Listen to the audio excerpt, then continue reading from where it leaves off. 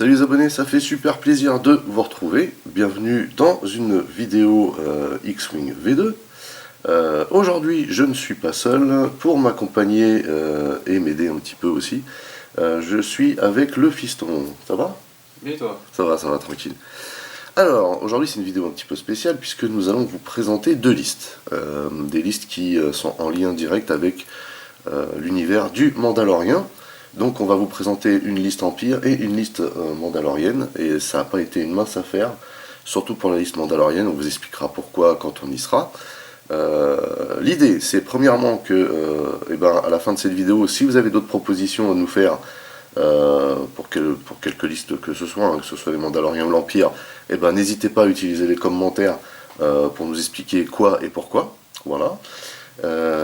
Et ensuite, l'idée aussi, c'est de vous présenter ces listes et de savoir justement à la fin de cette vidéo si vous aimeriez voir en vidéo justement ces deux listes s'affronter. Voilà. Sur ce, on va commencer tout de suite. Vous voyez, hein, on a annoncé la couleur tout de suite avec le Razor Crest et le taille de Moff Gideon. C'est Gideon ou Gideon? Gideon, je crois. Je crois que c'est Gideon. Du coup, on va commencer par vous présenter la liste de l'Empire. Voilà donc l'escouade de l'Empire qu'on a sélectionné, à savoir qu'on a 3 tailles lambda, 2 intercepteurs, comme vous pouvez le constater, et un bomber, histoire d'avoir un appui lourd, puisque en face il y a quand même du lourd, justement. Donc, on va vous présenter justement chaque configuration à part. Et on commence tout de suite par le patron, à savoir Moff Gideon ou Gideon, je ne sais plus. Gideon, on va dire Gideon. C'est parti. En lead dans cette escadre de l'Empire, on a le Moff Gideon. Valeur d'initiative de 4, comme indiqué sur la carte pilote ici. Donc c'est un pilote unique. On a bien entendu les actions habituelles, à savoir la concentration, l'esquive et le tonneau, tout ça en blanc. Ce taille attaque à 2 par l'arc de tir principal avant, à une esquive de 3 quand même. Il a 3 de coque et 2 charges renouvelables. Et il a comme caractéristique, tant qu'un vaisseau ennemi à portée 1 à 3 défend, avant de lancer les dés d'attaque, vous pouvez dépenser une charge et choisir un vaisseau allié à portée 0 à 1 du défenseur. Dans ce cas, les dés de défense ne peuvent pas être modifiés lors de cette attaque et le vaisseau allié choisi gagne, alors là il y a une erreur de frappe, gagne un marqueur de contrainte. Voilà. Donc il faut bien s'avouer que c'est une caractéristique qui est bien gênante pour l'adversaire. Voilà. Bien entendu, il faut que l'adversaire aussi en face soit proche de ses alliés. Mais en tout cas, voilà, je trouve que c'est une très bonne caractéristique. Alors, en ce qui concerne ce taille, justement, quelle est sa valeur en points? Parce que, alors, en fait, ça a été une gymnastique de créer les escadres, puisque maintenant on a le délire de 20 points. Donc, quelle est la valeur en points de ce vaisseau? Il coûte 3. Donc voilà, un vaisseau qui coûte 3 en valeur de points, donc 3 sur 20. Et par rapport au chargement, ce qu'il peut embarquer? Valeur de chargement, c'est 8. D'accord, il peut embarquer quoi? Un talent, un missile, 2 illicites et une de mécanique. D'accord, donc par contre, la particularité justement de ce pilote, c'est qu'il peut embarquer pas mal de choses. Et justement, on s'est fait plaisir.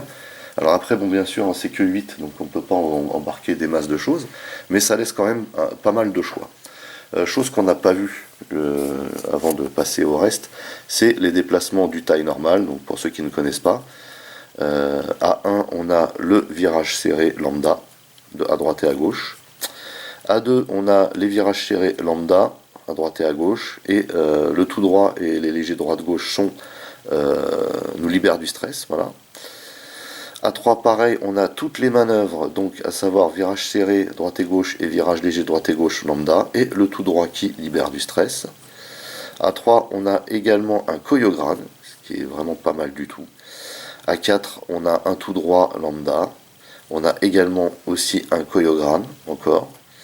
À 5, on a un tout droit lambda. Donc autant vous dire quand même qu'en termes de manœuvre, le taille lambda fait plutôt mal. Voilà. Donc, qu'est-ce qu'on a choisi pour ce vaisseau? Déjà, on a pris un ordinateur de visée. Alors, vous voyez qu'elles sont protégées ces cartes. Hein. On a pris un ordinateur de visée tout simplement pour avoir le target, d'autant plus important puisque le MOF peut embarquer des missiles. Et on doit vous dire qu'on ne s'est pas privé à ce niveau-là. Donc ça, il me semble que l'ordinateur de visée, il est de valeur 1. C'est ça. Ensuite, on a choisi donc 3 améliorations génériques. On va commencer tout de suite par le talent. Hop. Et en talent, on a pris adresse au tir. D'accord. Et l'adresse au tir, tant que vous effectuez une attaque, si le défenseur est dans votre arc de tir bullseye, vous pouvez changer un résultat dégâts normal en un résultat dégâts critiques. Voilà. Je crois que c'est valeur 2, ça, non? Non, valeur 1. Valeur 1 aussi. Donc une très bonne carte, hein, une très bonne carte générique. Voilà, donc ça c'est pour le talent. Ensuite, en illicite, on a choisi, un petit peu bon gré mal gré, la salve automatique. Je crois qu'il y a une valeur de 1, non? De 2. De 2 aussi. Donc là on est déjà à 5, hein, si je ne me trompe pas. Non, on est à 4 là avec le talent de 1. Ah, l'adresse au tir c'est 1. Ouais. Ouais, c'est ça. Donc on est à 4. Donc salve automatique, après que vous avez été détruit, chaque autre vaisseau à portée 0 à 1 subit un dégât normal. Voilà. Donc ça c'est toujours bien, histoire de se dire qu'on ne va pas avoir un vaisseau détruit pour rien. Ça peut toujours servir. Hein, et c'était pas cher en plus. Et pour finir, on a choisi les missiles groupés. Donc les missiles groupés, ils ont comme prérogative d'attaque le target, et ça tombe bien puisqu'on a choisi l'ordinateur de visée. Les missiles groupés coûtent 4. Ouais. Ils tirent à 3 par l'arc de tir principal. Les bonus de portée ne s'appliquent pas, et la portée est de 1 à 2. Hein. À savoir qu'il y a 4 charges. Dépensez une charge. Après cette attaque, vous pouvez effectuer cette attaque en tant qu'attaque bonus contre une cible différente à portée 0 à 1 du défenseur, en ignorant le prérequis de target. Juste trop bien. Hein, voilà. Donc voilà pour le MOF. Donc c'est pas un équipement qui déchire, mais c'est un bel assortiment. Surtout si on prend en compte également la capacité du MOF, justement, hein, qui permet aussi de jouer avec la portée, tout comme cette carte-là, tout comme cette carte-là. Voilà. Et donc l'adresse au tir aussi, hein, qui est vraiment un super talent générique. Donc voilà pour cette config. Du coup on enchaîne avec 2 autres tailles standards. Donc voici les 2 tailles standards, hein, pour accompagner donc le MOF. Ils sont tous les deux équipés de la même manière, à savoir que ce sont 2 Vatangers du BSI, hein, qui étaient présents également avec le MOF dans l'extension L'Orgueil des Mandaloriens. On a choisi ces 2-là parce qu'ils avaient un bon rapport en coût. Je crois qu'ils coûtaient 2 chacun, je crois. 2 chacun. Et ils ont une capacité plutôt intéressante, à savoir que donc alors, Vatanger du BSI, déjà ils ont une initiative de 4. Après ils ont les mêmes caractéristiques qu'un taille lambda. Par contre, ils ont comme caractéristique particulière, avant de vous engager, vous pouvez choisir un vaisseau ennemi dans votre arc de tir principal à portée 0 à 1, donc encore une fois cette histoire de portée. Dans ce cas, il gagne un marqueur d'épuisement ou de contrainte. Vous choisissez, à moins qu'il ne choisisse de retirer un marqueur vert. Donc on a vraiment ici une capacité très contraignante pour l'adversaire. Voilà. D'où notre choix, et en plus très faible coût. Donc par contre, à savoir, ils embarquent rien, je crois qu'ils embarquent qu'un illicite. Qu'un illicite, maximum de valeur de 3. Voilà, et en plus c'est valeur de 3 maximum. Donc du coup, nous on a choisi une amélioration à 2, qui est la salve automatique, je crois qu'elle vaut 2. Non, donc pareil, hein, salve automatique, on l'a vu aussi avec le MOF, hein, après que vous avez été détruit, chaque autre vaisseau à portée 0 à 1 subit un dégât normal.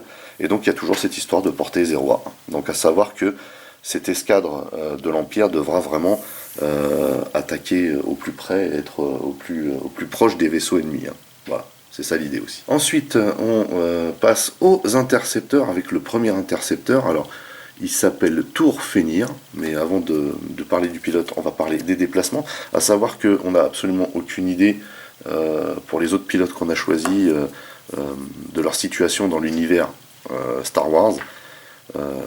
Que donc effectivement bah, ça peut paraître un petit peu bizarre dans cette liste, mais enfin bon, on fait aussi avec ce qu'on a, hein. Il s'agit d'un jeu, et pour avoir une liste à 20, bah, on fait ce qu'il faut. Voilà. Donc ici tout d'abord les déplacements de l'intercepteur. On commence ici à 1 avec, tout comme le taille normal, un virage serré lambda à droite et à gauche. Ensuite à 2, on a toutes les manœuvres et elles sont toutes libératrices du stress. Ensuite à 3, on a également les virages serrés, les virages légers à droite et à gauche, lambda, et le tout droit qui déstresse. À 4, on a un tout droit qui déstresse et on a également un choréogramme. Et on a un 5 tout droit lambda. Donc pareil, hein, on a ici de très très bonnes manœuvres. Voilà, on a très peu de stress. Bref, donc on a choisi 2 pilotes différents pour les intercepteurs. Tout d'abord, comme je vous disais, ici on a Tour Fenir, voilà, qui est un as ambitieux. Voilà. Donc valeur d'initiative de 4. En action, on a concentration, on a esquive, tonneau et accélération, sachant qu'il n'y en a aucune qui stresse. Et en caractéristique, on a 3 d'attaque par l'arc de tir principal, 3 d'esquive et 3 de coque. On sait tous que l'intercepteur taille est juste une tuerie.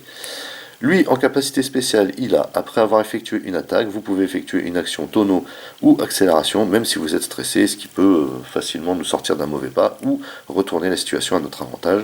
On a également ce qui est spécifique aux intercepteurs, et dont l'intercepteur taille, autopropulseur. Après avoir effectué une action, vous pouvez effectuer une action tonneau rouge ou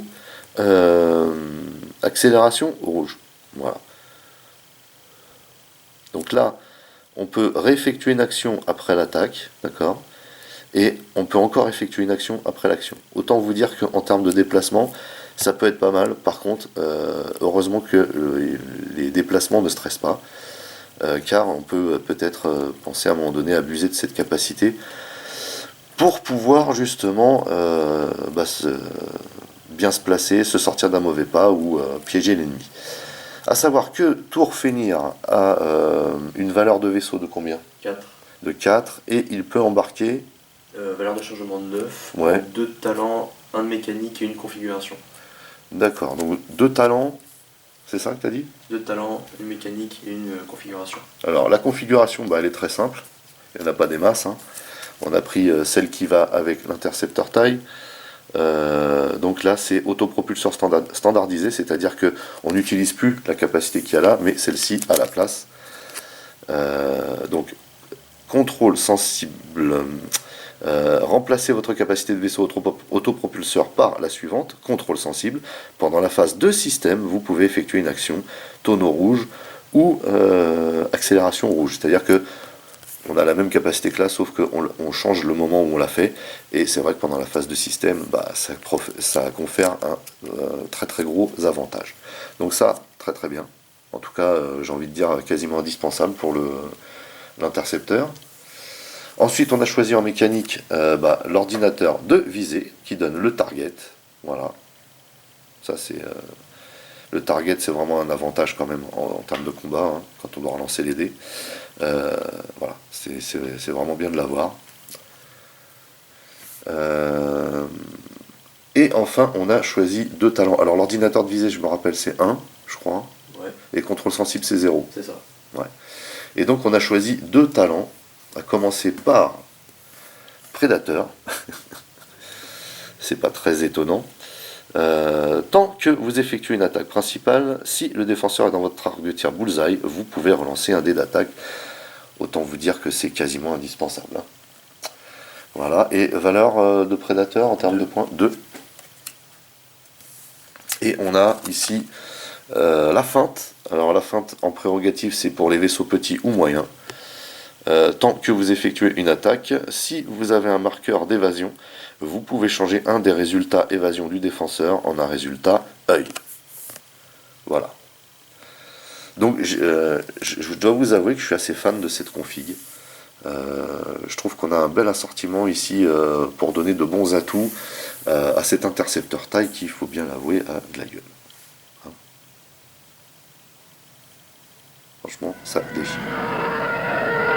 En deuxième pilote intercepteur, nous avons choisi Vult Skieris, alors qui a un coût de vaisseau de 4 et qui a une valeur de chargement de 6 ouais, pour un talent, une mécanique, une configuration. Voilà, et c'est exactement ce qu'on a choisi. Alors, Vult Skieris déjà. Alors, il a une valeur d'initiative de 5, ce qui est un sérieux atout. Il s'agit d'un as arrogant. Voilà. Par contre, lui, il a quelque chose en plus. Il a une charge récurrente. Tout simplement parce que il a une action spécifique en lien avec la charge. Action, gagner un marqueur de contrainte pour récupérer une charge. Voilà, donc ça déjà c'est pas mal. Avant de vous engager, vous pouvez dépenser une charge pour effectuer une action. Voilà, donc ce qui est plutôt pas mal. Hein. Ensuite, on a toujours autopropulseur, et bien entendu, on a choisi un petit peu la même config que pour l'autre, à savoir qu'on a les contrôles sensibles, voilà, justement hein, pour remplacer les autopropulseurs. On a toujours un ordinateur de visée, indispensable hein, pour bien ajuster ses tirs. Voilà, et on a choisi un talent qu'on aime beaucoup, et qu'on trouve vraiment excellent, et je crois qu'il était d'ailleurs dans Orgueil des Mandaloriens. Ouais. Donc il s'agit d'Endurant, forcément là on voit Mando. Tant que vous défendez, si vous n'êtes pas dans l'arc de tir bullseye de l'attaquant, les résultats critiques sont neutralisés avant les résultats dégâts normaux. Ce qui est juste fondamental, en fait. C'est un truc de fou. Ensuite, après avoir subi un ou plusieurs dégâts critiques, vous pouvez effectuer une action calcul ou concentration hein, de votre barre d'action. Donc là, en l'occurrence, ce sera concentration, même si vous êtes stressé, en considérant cette action comme rouge. Donc juste trop bien. C'est-à-dire qu'on a ici un talent qui nous donne deux choses. Voilà. Donc voilà, je suis assez fan de ce talent-là. En plus, il coûte 5. Il coûte 5. Alors, c'est un petit peu élevé, mais comparé à d'autres, ça va, ça passe. Donc voilà pour les intercepteurs, et on va finir avec le bomber. Donc effectivement, chose qu'on a oublié de vous dire, c'est pour l'amélioration feinte, hein, elle coûte 6 justement, puisqu'on parlait d'amélioration là, de talent, pardon. Cette amélioration talent coûte 6 feinte, et on comprend pourquoi. Voilà. Bref, voici le bomber. Alors on va commencer par les déplacements du bomber. Voilà, moi c'est un taille que j'aime énormément. On a donc du 1 tout droit qui nous débarrasse du stress et 2 virages légers, droite-gauche, lambda. Ensuite, à 2, on a toutes les manips, à savoir que les virages serrés à droite et à gauche sont lambda et que les autres manœuvres nous débarrassent du stress. À 3, on a toutes les manœuvres également, à savoir que les virages sont lambda et le tout droit nous débarrasse du stress. Ici, on a à 3 un Koyograne. Génial. A4, un tout droit lambda, et A5, un Koyograne également. De très bonnes manœuvres pour un petit bombardier qui déchire. Voilà. Ensuite, on a choisi comme pilote le Major Rimmer, leader cimeterre. Voilà. Valeur d'initiative de 4. Donc, en termes d'action, on a concentration, target, tonneau qui peut nous donner derrière un target qui stresse, et on a ici rechargement. Donc on peut recharger nos armes, et ça c'est juste trop bien. Hein.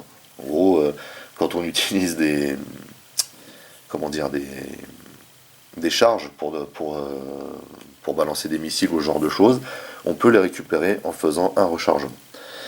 Et en attaque, on a par l'arc de tir principal 2, on a 2 d'esquive, et on a quand même 6 de coque. La capacité spéciale du Major Rimmer est, tant que vous effectuez une attaque torpille ou missile, vous pouvez augmenter ou réduire de 1 le prérequis de portée dans une limite de 0 à 3. Donc c'est juste trop bien. Par contre, bombardier agile. Si vous devez utiliser un gabarit tout droit pour larguer un engin, vous pouvez utiliser un gabarit droite ou gauche léger de même vitesse à la place. Donc ça c'est trop bien aussi. Ça c'est le prérequis, c'est la capacité spéciale des TIE Bombers. À savoir que nous on l'utilisera pas puisqu'on n'a pas choisi de lui mettre d'engin. Tout simplement parce que ce Major-là, Rimmer, donc ce pilote, a un coup de vaisseau Qui est de 5. de 5, donc qui n'est pas trop énorme non plus. Par contre, en termes de points de chargement, Il est la plus haute dans les bombers, 12. d'accord, il a 12, voilà. Donc, ce qui est vraiment pas mal, et en même temps, voilà, ça limite un peu. Qu'est-ce qui peut emmener ce Major? Un talent, une torpille, 2 missiles, un artilleur, un emport et une mécanique. C'est pas un emport. Un emport, c'est la mine. D'accord, un engin, tu voulais dire. D'accord. C'est comme ça que c'est appelé dans le. Ah ouais? Sérieux? C'est appelé. Attends, je vais donner. Ouais, c'est ça, un emport. C'est comme ça que c'est appelé dans le. Bon, ok, d'accord. Alors, on va commencer par la mécanique.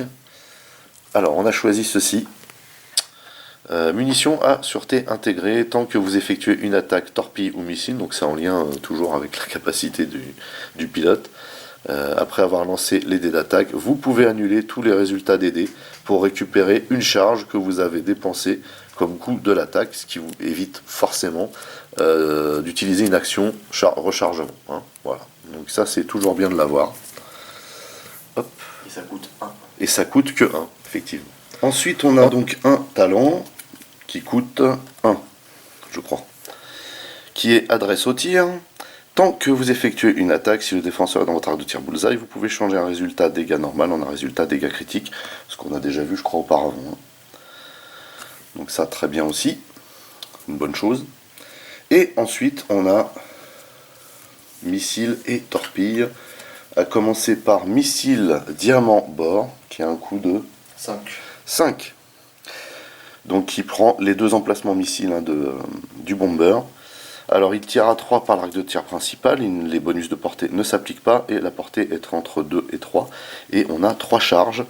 Attaque avec le prérequis target, dépenser une charge, donc ça c'est pour l'attaque. Après que cette attaque a touché, vous pouvez dépenser une autre charge. Dans ce cas, chaque vaisseau à portée 0 à 1 du défenseur, dont l'agilité est inférieure ou égale à celle du défenseur, lance un dé d'attaque et subit un dégât normal critique pour chaque résultat correspondant. Et pour finir, on a les torpilles à tête chercheuse qui ont un coût de 5 aussi. Ouais. D'accord. Donc les torpilles à tête chercheuse, par contre, elles attaquent à 4 par l'arc de tir principal, pas de bonus de portée également, portée entre 1 et 2, 2 charges. Attaque avec prérequis target encore, dépenser une charge.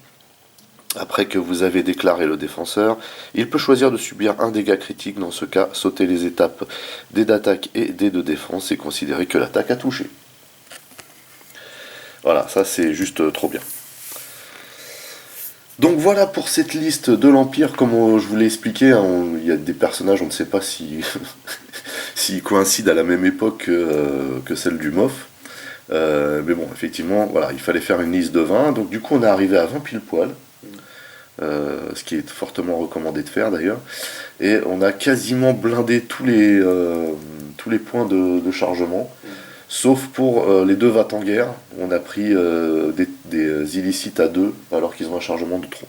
Donc voilà, on s'est bien débrouillé. Du coup, on va enchaîner tout de suite avec la liste Mandalorian. Et donc on commence avec le Big Boss, à savoir le Mandalorian bien entendu, et le Razor Crest. Dommage qu'il n'ait pas sorti encore le N1. Mais en tout cas, voilà, ce vaisseau, il est juste magnifique. Enfin, je sais que le fiston comme moi, on le kiffe. Voilà. On va commencer tout de suite par rejeter un petit coup d'œil sur les déplacements de ce vaisseau. À savoir que ce vaisseau a toutes les manœuvres à 1. Par contre, le virage serré à 1, droite-gauche, stress.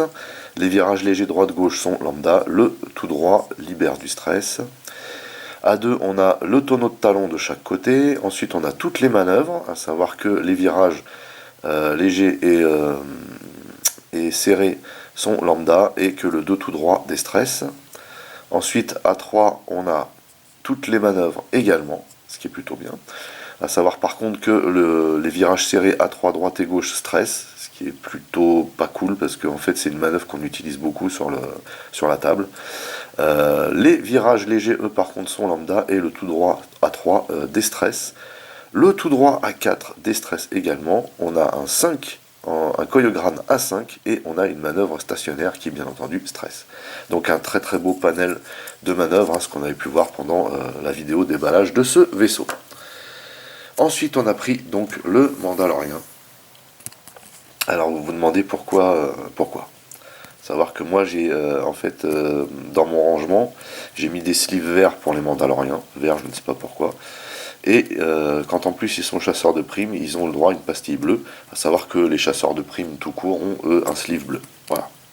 C'est juste pour voilà, la petite anecdote. Donc le Mandalorien a une valeur d'initiative de 5. Il s'agit bien entendu de Din Djarin. Mais oui. Les actions sont les suivantes. Concentration, esquive, target et tonneau qui stresse par contre. Il tire à 3 par l'arc de tir principal. Avant, il a une esquive de 2. Il a quand même 7 de coque et 2 de bouclier. Ce qui n'est pas piqué des verres. Et sa caractéristique spéciale, tant que vous défendez ou effectuez une attaque, si vous êtes dans l'arc de tir principal à portée 1 à 2 d'au moins 2 vaisseaux ennemis, vous pouvez changer un de vos résultats vierges en un résultat concentration. Voilà. Juste trop bien. Et donc, quelle est la valeur en points du Mandalorien? Je crois que c'est 7 le coup de vaisseau. Hein. Le coup de vaisseau, tu penses que c'est 7? Ouais. Ouais, c'est ça, la Razor Crest c'est 7.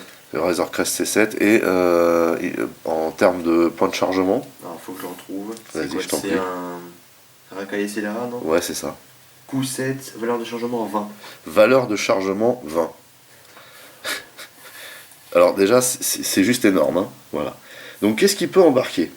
2 talents. Je suppose que c'est 2 ailiers, c'est cette tête-là. Là. 2 passagers donc. 2 passagers, ouais.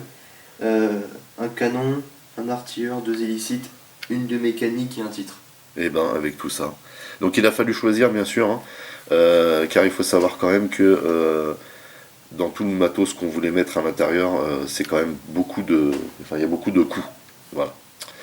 On commence tout de suite avec la capacité Razor Crest,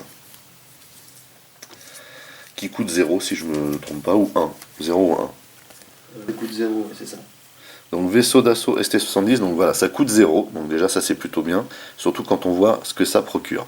Mise en place, placez une amélioration illicite non limitée, face cachée sous cette carte. Pendant la phase de système, vous pouvez révéler cette amélioration illicite et l'équiper comme si elle avait été équipée lors de la mise en place, sans payer son coût en points. C'est juste un truc de ouf.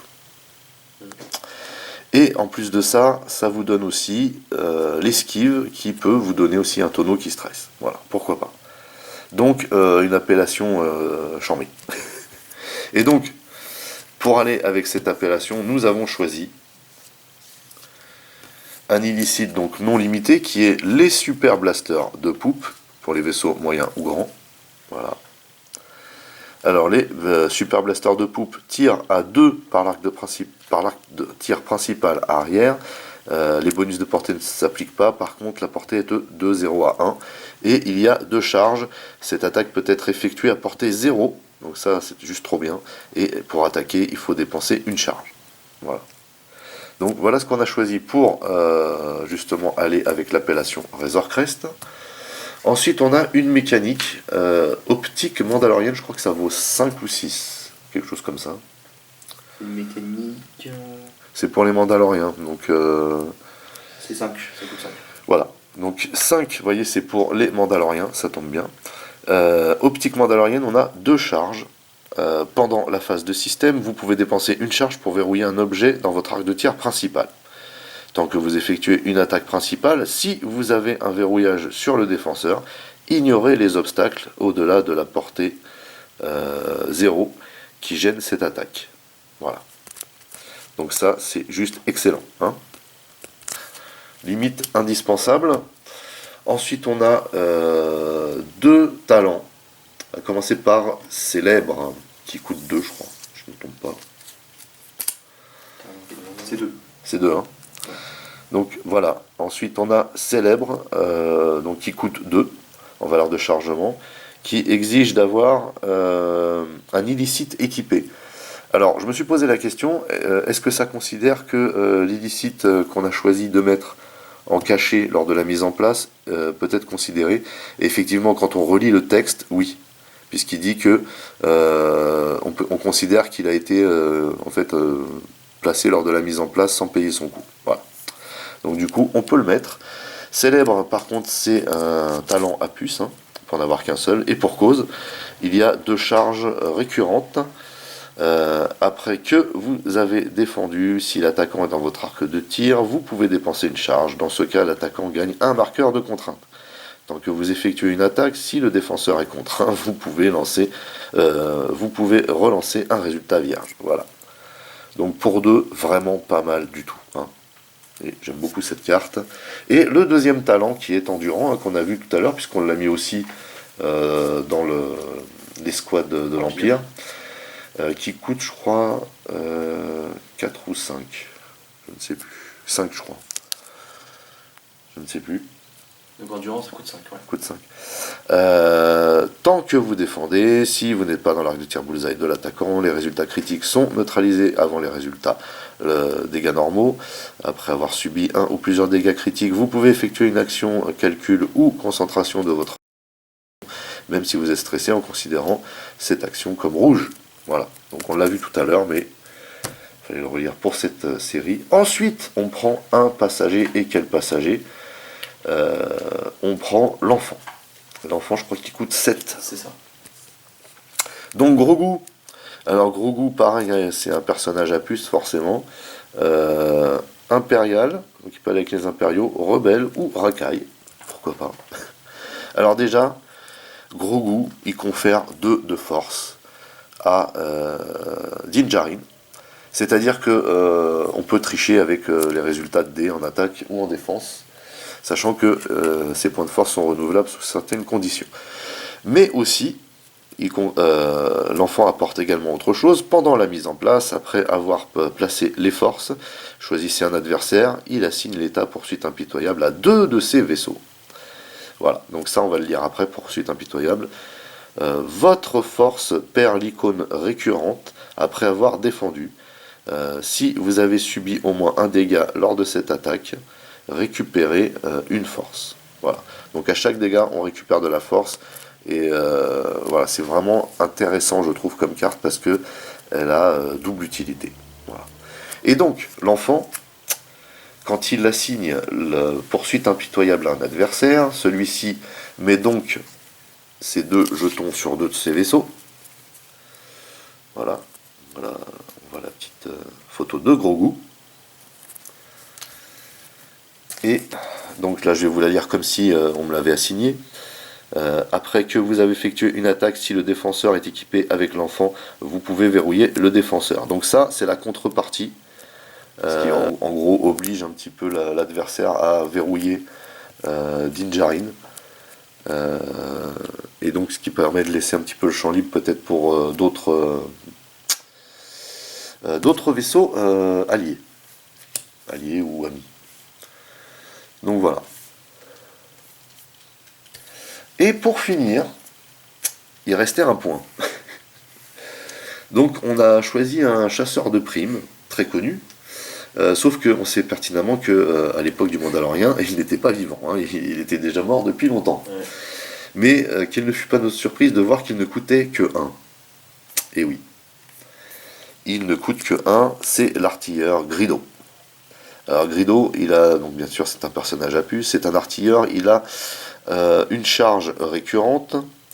Tant que vous effectuez une attaque, vous pouvez dépenser une charge pour changer un résultat dégâts normal en un résultat dégâts critiques. Tant que vous défendez, si votre charge est active, l'attaquant peut changer un résultat dégâts normal en un résultat dégâts critiques. Alors c'est à double tranchant, mais en fait la seule manière qui pourrait faire que vous n'êtes pas soumis à cette deuxième partie du texte, c'est d'utiliser en permanence cette capacité, de façon à ce que vous n'ayez pas votre charge quand on vous attaque. Après, tout ça, c'est une question d'initiative aussi. Hein. Donc voilà, cette liste concernant le Razor Crest, franchement, c'est vraiment une liste dont je suis plutôt fier. Je trouve qu'il y a vraiment matière à défourailler, hein, surtout quand on voit les capacités déjà de base de ce vaisseau. Voilà, donc hâte de voir ce que ça peut donner. En attendant, on enchaîne. Cette liste mandalorienne, bien sûr, on ne pouvait pas faire sans le Gauntlet, mais lorsque j'ai voulu prendre Bo-Katan comme pilote, je me suis aperçu que X-Wing n'a mis Bo-Katan que pour la République, ce que j'ai trouvé vraiment étrange. Donc du coup, il a fallu se rabattre sur un autre pilote et c'est pas plus mal parce que du coup, ça nous a permis de créer une liste qui est vraiment super intéressante. Et en plus, le pilote est pas mal. Même si elle n'a que 3 d'initiative, il s'agit de Rookcast. Je vous la présente après. Tout d'abord, on va jeter un coup d'œil sur les manœuvres du Gauntlet. À savoir que déjà, il a la manœuvre stationnaire, puisque on peut faire basculer les ailes. Ensuite, à 1, il a juste les virages légers à droite et à gauche qui nous débarrassent du stress, qui est déjà pas mal. À 2, on a toutes les manœuvres. Les virages serrés sont lambda et toutes les autres manœuvres nous débarrassent du stress. À 3, on a toutes les manœuvres également, sauf que le virage serré à 3 est générateur de stress, tout comme le Razor Crest. Et ce que j'explique assez souvent, c'est que c'est vrai que sur la table, on utilise beaucoup cette manœuvre. Donc voilà, c'est assez handicapant à chaque fois. Et bien entendu, les virages légers et le tout droit à 3 sont lambda. À 4, on a un tout droit lambda. Et puis bah voilà. Donc on a plutôt un bon panel de manœuvres, pardon, mais c'est pas la folie. Hein. Bref, par contre, ce vaisseau, c'est la folie. Je suis assez fan. Donc, Rookcast comme pilote à puce bien entendu, super commando impassible. Voilà. Alors, je n'ai pas du tout en tête la période où Rookcast existe dans Star Wars, mais il me semble que c'est pendant la période du Mandalorian, mais peut-être que je m'avance. Elle a une valeur d'initiative de 3. En action, on a la concentration, on a le renforcement à l'avant qui stresse, on a le target blanc et on a la coordination qui stresse. Plutôt de bonnes capacités ici, même si je ne suis pas persuadé qu'on se serve de renforcement et de la coordination. Mais ce sont quand même des caractéristiques, enfin des actions qui sont susceptibles d'apporter certaines choses sur la table. En caractéristiques, on a 3 d'attaque par l'arc de tir principal avant, on a 2 d'attaque par l'arc de tir principal arrière, ce qui n'est pas négligeable, on a 2 d'esquive, ce qui est juste énorme pour ce type de vaisseau, on a 9 de coque et 2 boucliers, autant vous dire qu'il s'agit d'un molosse. Et la capacité est celle-ci, avant de vous engager, vous pouvez gagner un marqueur de contrainte tant que vous effectuez une attaque principale. Si vous êtes contraint, vous pouvez changer un de vos résultats vierges ou œil en un résultat dégâts normal. Donc déjà, voilà l'atout, même si on est contraint, et du coup, ça peut peut-être obliger à être contraint parce que voilà, c'est vraiment une capacité qui est très intéressante. Maintenant, ce vaisseau, alors déjà ce pilote, elle a un coût de combien? Rookcast 7. Donc voilà, déjà c'est un coût de 7, donc tout comme le Mandalorien d'ailleurs. Donc ça fait déjà 7 et 7, 14 sur 20, autant vous dire qu'on a déjà grillé pas mal de cartouches. Et en chargement, Période de chargement de 18. donc déjà moins de chargement que le Razor Crest. Et qu'est-ce qu'elle peut embarquer Alors, un talent, un d'équipage, un artilleur, du coup une mine, on peut ça comme ça, un d'illicite, un de mécanique et le dernier c'est un de configuration. D'accord. Donc on va commencer par la config. On a la fameuse config qui est inhérente au Gauntlet, puisque c'est indiqué là. L'aile basculante baissée ou levée. Après avoir exécuté une manœuvre stationnaire, vous pouvez pivoter votre vaisseau de 90 ou 180 degrés. Dans ce cas, vous devez retourner cette carte. Hop, et dans ces cas-là, on met les ailes basculantes dans ce sens. Tant que vous défendez, lancez un dé de défense en moins quand on a cette posture, c'est un peu normal. Après avoir entièrement exécuté une manœuvre non stationnaire, vous pouvez retourner cette carte et on peut revenir dans ce sens. Voilà, donc ça c'est vraiment, comment dire, la configuration inhérente à ce vaisseau. Ensuite, on a choisi en mécanique, forcément, puisque ça fait vraiment partie du charme de ce vaisseau. On a choisi la baie de largage, donc c'est vraiment spécifique pareil au Gauntlet, vous voyez.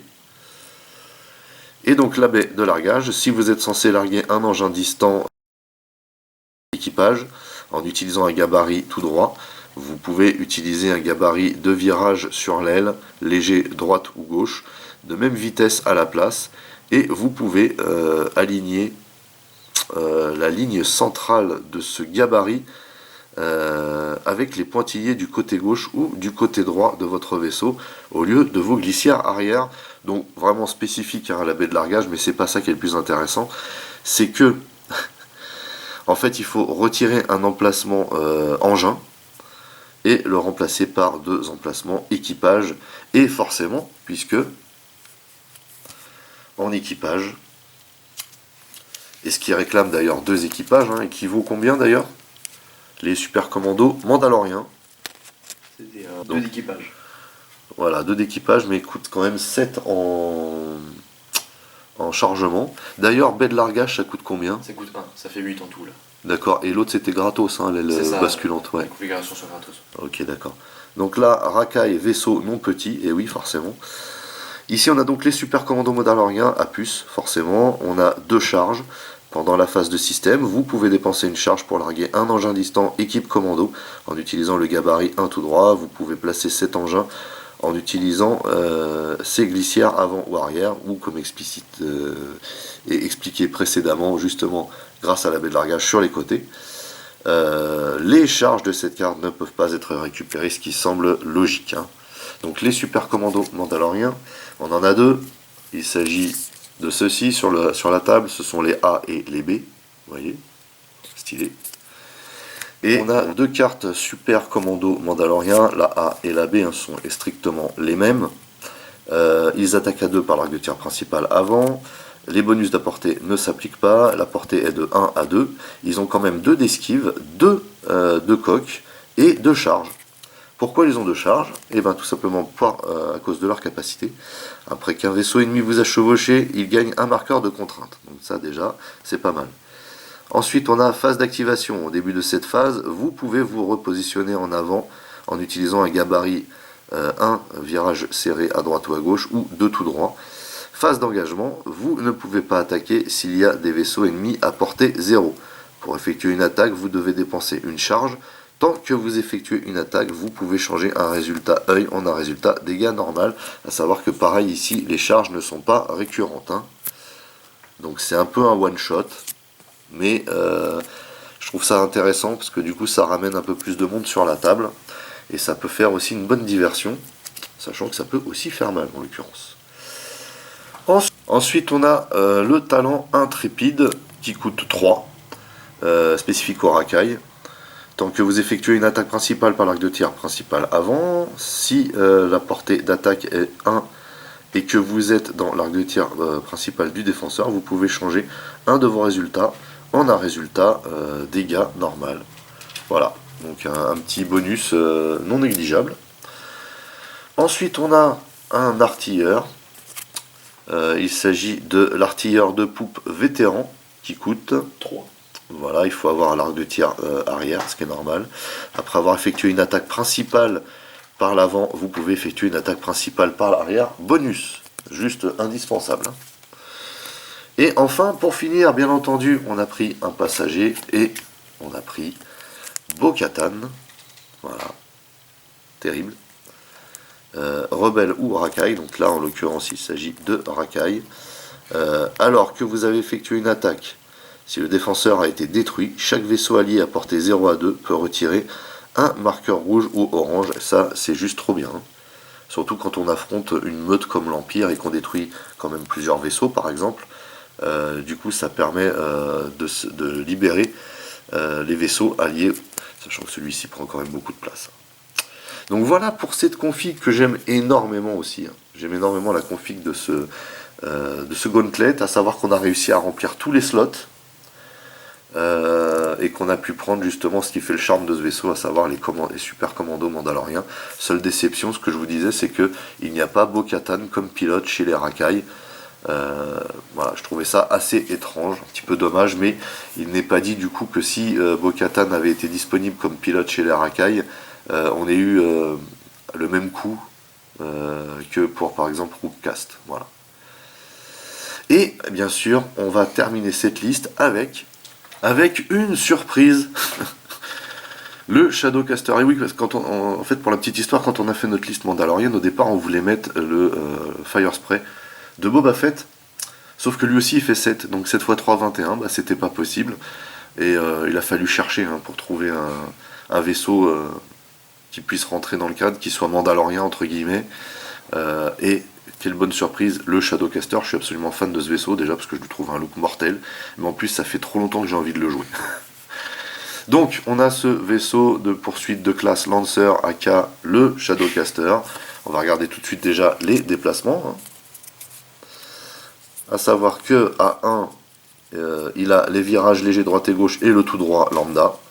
À 2, il a toutes les manips. Toutes les manips sont lambda, toutes les manœuvres pardon, sont lambda, à part le 2 tout droit qui déstresse. À 3, on a toutes les manœuvres et toutes les manœuvres déstress, juste énorme. À 4, on a un tout droit qui déstresse. À 5, on a un tout droit et un choréogramme. Donc autant vous dire que là, on a des manœuvres de fou, mais vraiment de fou. C'est pourquoi d'ailleurs, ce vaisseau, on l'a équipé léger, pour qu'il puisse se balader vraiment rapidement sur la table, pour pouvoir faire le ménage et permettre aux deux autres vaisseaux justement de faire ce qu'ils ont à faire. Donc on a choisi on a choisi Sabine Wren qui est un caractère que j'aime énormément, sauf que c'est pareil, hein, Sabine n'était pas dans la même période que le Mandalorien, mais c'est une Mandalorienne et tout comme Mando, c'est aussi une chasseuse de primes. Valeur d'initiative de 3, Sabine, saboteuse artistique, hein, pour tous ceux qui connaissent la série. En action, on a concentration, esquive, target et tourelle, donc juste trop bien, tout est blanc. En caractéristique, on a 3 d'attaque par l'arc de tir principal avant, on a une tourelle à 2, on a 2 d'esquive, on a 8 de coque et 2 de bouclier, autant vous dire que ça va pas rigoler. Et la caractéristique spéciale de Sabine Wren, tant que vous défendez, si l'attaquant est dans votre arc de tir tourelle, à portée 0 à 2, vous pouvez ajouter un résultat concentration au résultat de vos dés. Juste trop bien. Voilà. Trop bien. Et donc, Sabine Wren, en tant que pilote, elle a un coût de 6, n'est-ce pas? Puisque justement, c'est ce qui nous a permis de la choisir. Et elle a une valeur de chargement de 9. Ce qui est plutôt light pour un grand vaisseau, car je rappelle que le Shadowcaster est un grand vaisseau. Mais c'est pareil, c'est un grand vaisseau, tout comme le Gauntlet, mais c'est un chasseur. Donc le Gauntlet, il avait 18, là on a 9. Voilà, c'est pas énorme, mais on a le principal, à savoir que on a commencé par choisir aussi l'appellation Shadowcaster, donc le titre. Le titre qui permet de, après avoir effectué une attaque qui touche, si le défenseur est dans votre arc de tir tourelle et votre arc de tir principal avant, il gagne un marqueur de rayon tracteur. Donc ça c'est le truc galère, hein, vraiment le truc galère de ouf. Et combien il coûte ce titre? De Shadowcaster, il coûte 0. Donc voilà, 0. À savoir qu'on l'a assorti en combo à une autre Mandalorienne, Ketsu Onyo, en passager, qui a un coût de... Là, de 4. Voilà, donc Ketsu Onyo qui a un coût de 4, un coût de chargement. Donc chez les Rakai, elle est, comme je vous l'ai dit, Mandalorienne et également chasseuse de primes. Au début de la phase de dénouement, vous pouvez choisir un vaisseau ennemi à portée 0 à 2 dans votre arc de tir. Dans ce cas, ce vaisseau ennemi ne retire pas ses marqueurs de rayon tracteur. Donc voilà la combo avec l'appellation Shadowcaster. Juste un truc bien galère. Hein. Et en plus, ici, il n'y a pas marqué arc de tir principal. C'est-à-dire qu'à mon avis, on peut également utiliser l'arc de tir tourelle, hein, ce qui est juste trop prise de tête finalement pour l'adversaire. Et on termine avec une mécanique qui a une valeur de 5, qui sont les optiques mandaloriennes qu'on a vues tout à l'heure. Tout simplement parce que cette mécanique déchire. On a 2 charges. Hein. Pendant la phase de système, vous pouvez dépenser une charge pour verrouiller un objet dans votre arc de tir principal avant. Tant que vous effectuez une attaque principale, si vous avez un verrouillage sur le défenseur, ignorez les obstacles au-delà de la portée 0 qui gênent cette attaque. C'est juste excellent. Hein. Voilà, bah écoutez, c'est terminé pour cette présentation de 2 listes, donc Mandalorien contre l'Empire. Hein. On va essayer de faire un peu la même période, mais comme vous avez pu le constater, bah, des fois pour arriver à la valeur de chargement demandée ou la valeur d'escape demandée, bah, on est obligé de bidouiller un petit peu. En tout cas, on est rentré dans le cadre, on est rentré dans les règles, on a réussi à faire des listes bien complètes. moi je suis plutôt, je suis plutôt content vraiment de ce qu'on a réussi à faire, parce que c'était pas gagné, c'était pas facile, surtout avec les Mandaloriens où effectivement bah, on a des grosses capacités enfin des pilotes avec des points de vaisseau élevés. Et j'ai été très agréablement surpris quand j'ai vu que le Shadowcaster pouvait entrer dans cette liste, même si nous à la base c'est pas ce qu'on voulait faire, on voulait le vaisseau de Boba, ce qui pour nous voilà, coïncidait un peu plus avec l'univers de Mando. Pareil hein, pour la liste de l'Empire, je trouve que c'est une très bonne liste, je trouve qu'il y a beaucoup de très agressives, avec une bonne variété de pilotes et de capacités. Donc voilà, justement, alors l'objet de cette présentation, c'est déjà premièrement bah, de vous montrer un exemple de liste hein, qui est faisable. Mais l'idée c'est aussi de savoir est-ce que vous voulez voir une vidéo de cette confrontation. Donc ça, bah, dites-le nous dans les commentaires. Hein. Et également, si vous avez des suggestions justement pour modifier cette liste, pour l'optimiser, pareil, hein, n'hésitez pas, utilisez les commentaires et dites-nous pourquoi et quoi, voilà, histoire qu'on sache un petit peu. Sinon voilà, bah, c'est à peu près tout. Du coup, eh ben, on se donne rendez-vous à très très vite. N'oubliez pas d'aller dans le descriptif du dessous pour lâcher des commentaires. N'oubliez pas également d'aller rendre visite à mes partenaires dont les liens figurent également dans le descriptif du dessous. Merci de liker, merci de partager. Pour les nouveaux, n'oubliez surtout pas de vous abonner, c'est très important. Vous pouvez également checker toutes mes autres revues et playlists, et pourquoi pas ma playlist X-Wing V2. En attendant, je vous donne rendez-vous à très très vite. Portez-vous bien et à la prochaine. Allez, bye bye. Bye bye.